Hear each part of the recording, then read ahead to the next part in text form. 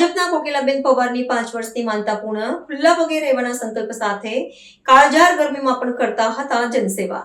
વડોદરા મહાનગરપાલિકાની આગામી ચૂંટણીના માહોલ વચ્ચે ભારતીય જનતા પાર્ટીના એક મહિલા કાર્યકરની અતૂટ શ્રદ્ધા અને અનોખી માનવતાની ચર્ચાએ સમગ્ર શહેરમાં જોર પકડ્યું છે. વોર્ડ નંબર 17ના પાયાના કાર્યકર કોકિલાબેન પવારે 5 વર્ષ પૂર્વે લીધેલો એક કઠિન સંકલ્પ અંતે પૂર્ણ થયો છે. પક્ષ દ્વારા તેમને સત્તાવાર ઉમેદવાર તરીકે ટિકિટ ફાળવવામાં આવતા તેમણે વર્ષો બાદ પુનઃ ચપ્પલ ધારણ કર્યા છે, જે ઘટના રાજકીય વર્તુળોમાં કુતૂહલનો વિષય બની છે. અનોખી માનતા પાછળની વિગતો મુજબ કોકિલાબેન પવારે એવો પણ લીધો હતો કે જ્યાં સુધી પક્ષ દ્વારા તેમને મહાનગરપાલિકાની ચૂંટણી લડવાની તક એટલે કે ટિકિટ આપવામાં નહીં આવે ત્યાં સુધી તેઓ પગરખાનો ત્યાગ કરશે.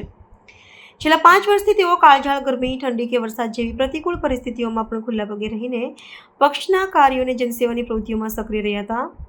રસ્તાઓની ગરમી કે ઉબડખાબડ માર્ગોની પરવા કર્યા વિના તેમનું અવિરત કાર્ય પક્ષ પ્રત્યેની તેમની નિષ્ઠાનું પ્રતીક બની રહ્યું હતું. પક્ષે તેમની લાંબા સમયની મહેનત અને સમર્પણની નોંધ લઈને વોર્ડ નંબર 17માંથી ઉમેદવારી તક આપતા જ કોકિલાબેન ભાવુક થયા હતા. આ જાહેરાત બાદ તેમના સમર્થકો અને પરિવારજનોની ઉપસ્થિતિમાં તેમણે પોતાની માનતા પૂરી કરી હતી.